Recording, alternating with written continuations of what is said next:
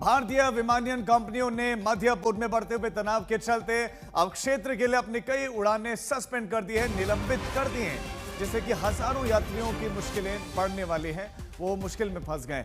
Air India ने मध्य पूर्व, Europe और अमेरिका और कनाडा के बीच में जो है 5 ठिकानों के लिए अस्थायी रूप से अपने उड़ानों को रोक दिया है। दिल्ली हवाई अड्डे से कम 20 उड़ानें रद्द की गई हैं।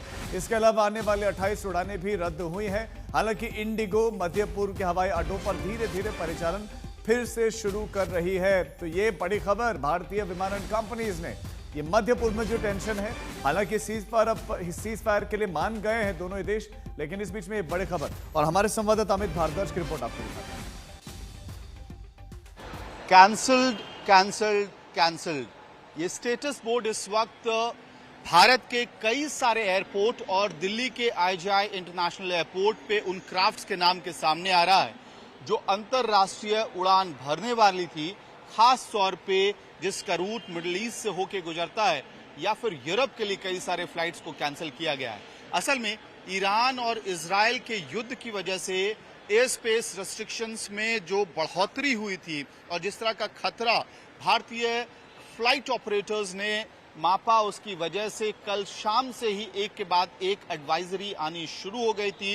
एयर इंडिया ने स्पष्ट कर दिया था कि वो मिडिल ईस्ट के लिए तमाम जो उनकी फ्लाइट्स हैं उनको कैंसिल कर रहे हैं और साथ ही यूरोप के लिए भी उड़ने वाली जो उनकी यात्राएं थी, फ्लाइट्स थी, उनको कैंसिल कर दिया गया है। नॉर्थ अमेरिका से जो भारत की तरफ फ्लाइट्स आ रही थी एयर इंडिया की, उसको डाइवर्ट किया गया।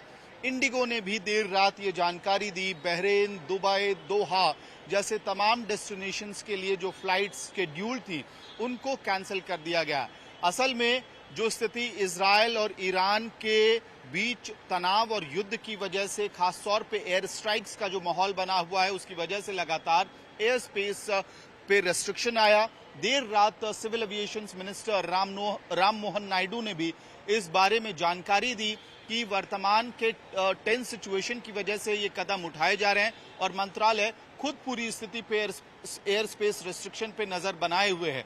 अब हालांकि ये बात निकल के आ रही है कि इंडिगो जैसे ऑपरेटर्स ने, क्योंकि सीज फायर का ऐलान हुआ है, तो स्थिति को मापते हुए, भांपते हुए धीरे धीरे इन रूट्स को खोलने की बात कही है। और एयरपोर्ट पे आपको कई सारे ऐसे लोग मिल जाएंगे जिनकी फ्लाइट्स कैंसिल हुई है और इसकी वजह से वो परेशान बैठे हुए हैं फिलहाल इस इंतजार में कि उन्हें अगली सूचना कब मिलेगी और उनका जहाज टेक ऑफ कब करेगा। वीडियो सहयोगी मनीष विधूड़ी के साथ मैं अमित भारद्वाज, दिल्ली, आज तक।